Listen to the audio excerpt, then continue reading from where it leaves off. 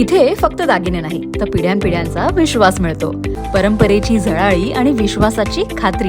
Kailas अडगावकर jewellers, Datta मंदिर bus stop, Nashik road. राज्याचे उपमुख्यमंत्री अजित पवार यांचा बारामतीजवळ विमान अपघातात मृत्यू झाल्यानंतर त्यांच्या अस्थींचं विसर्जन आज नाशिकमध्ये करण्यात आले. या अस्थी विसर्जनपूर्वी कालिदास कला मंदिर येथे सर्व पक्षात शोकसभेचे आयोजन करण्यात आले होते. राष्ट्रवादीचे ज्येष्ठ नेते छगन भुजबळ यांनी अजित पवार यांच्या अस्थी नाशिकमध्ये आणल्या होत्या. गंगा गोदावरी काठावर अजित पवार यांच्या अस्थींचं विधिवत पूजन झाल्यानंतर रामकुंडात या अस्थींचं विसर्जन करण्यात आलेलं आहे. आठवणी अनेक आहेत, परंतु हे प्रसंग आमच्यावर ओढवेल आणि अशा रीतीनं त्या अस्थि विसर्जनासाठी दादांच्या आम्हाला इथं यावं लागेल असं स्वप्नातही वाटलं नव्हतं. कार्यक्रमासाठी घेणं वगैरे सगळं, पण हा फारच विचित्र, मनोद्भंग करणारा असा कार्यक्रम. संजय राऊत यांनी राज्यसभेमध्ये मगाशी असं म्हटलं की अजितदादांकडे भाजपची सिंचन घोटाळ्याची फाईल होती, त्यांनी तशी प्रतिक्रिया देखील माध्यमांना दिली होती आणि अवघ्या 10 दिवसात हे सगळं घडलेलं आहे. त्यामुळे या प्रकरणाची सखोल चौकशी व्हावी. मी तरी हे तुमच्याकडून पहिल्यांदाच ऐकतो आहे. पूर्वी कुठे काही मीडियामध्ये असं आलं हे मला काही कल्पना नाही. आणि अजित दादा आणि मुख्यमंत्री आणि शिंदे सुद्धा हे तिघे जे अतिशय एकमतानं राज्यकारभार चालवत होते. त्याच्यामुळे एकमेकापासून लपून ठेवून असं काय ते कोण काही करील असं मला तरी काय वाटत नाही. आणि याबद्दल मला माझा विश्वास नाही याची काही सांगतात. साहेब, मधल्या काळामध्ये जी काही दोन्ही राष्ट्रवादी एकत्र करण्यासंदर्भातली बैठक झाली होती त्याचा व्हिडिओ देखील मध्ये व्हायरल झाला. त्याची माहिती आता अशी समोर येते की सुप्रियाताईंना केंद्रात द्यायचं मंत्रिपद, अजितदादांनी राज्य सांभाळायचं, प्रफुल्ल पटेल आणि जयंत पाटील यांना कॅबिनेट मंत्रिपद द्यायचं असं ठरलं होतं, अशी माहिती समोर येते. आता असं आहे, प्रत्येक जण जे आहे ना आपापल्या पद्धतीनं माहिती सांगतोय, त्याला पुरावा काय काय माहित नाही.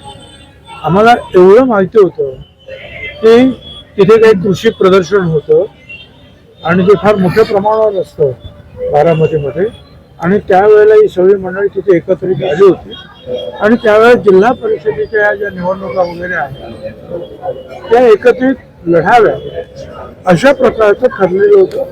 ते आम्हाला अजितदादांनी सांगितलेलं होतं, मला आठवतं. त्या पलीकडे काहीही नाही. आणि स्वतः मुख्यमंत्र्यांनी सांगितलं की असं काही असतं तर त्यांनी मला नक्कीच ते शेअर केलं असं मला सांगितलं असतं. पण शरद पवार त्याच्यावर असं म्हणतात की जे त्या बैठकीलाच नव्हते, म्हणजे मुख्यमंत्र्यांना संबोधून म्हणाले या बैठकीला जे लोक नव्हते त्यांना काय माहिती की नेमकं काय झालं. ठीक आहे, परंतु जर तुम्ही तिथे मगाशी सांगितलं पण कृषी प्रदर्शनासाठी आलेली ही सगळी मंडळी होती आणि इथून फक्त अजितदादा होते ते बारामतीचे असल्यामुळे,